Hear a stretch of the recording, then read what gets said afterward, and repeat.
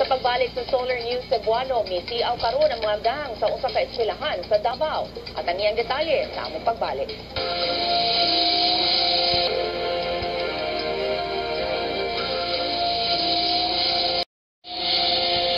Isusi na sa otoridad ang pag-uso sa mga gang sa eskwelahan dito sa Davao City. Lakip sa natukod nga gang ang Huwag Igalang si Duterte Gang.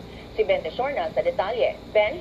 Medyo nagpakitabang karon ng usa sa eskwelahan din sa syudad tungod sa pagsiyaw sa mga gang sulod sa tunghaan. Daling gibisita ni Davao City Vice Mayor Paulo Duterte ang Santa Ana National High School, usa kini sa labing dakong public high school din sa syudad aron matagad ang hangyo sa eskwelahan.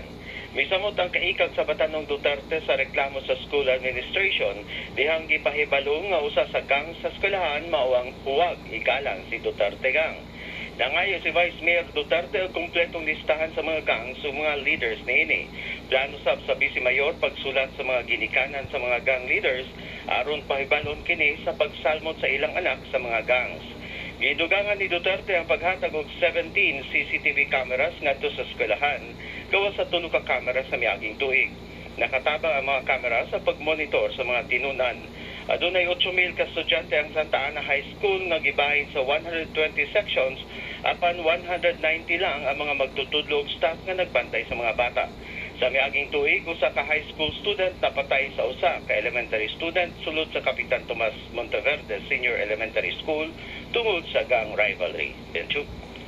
Daghang salamat Ben Tesorna reporting gikan Davao City.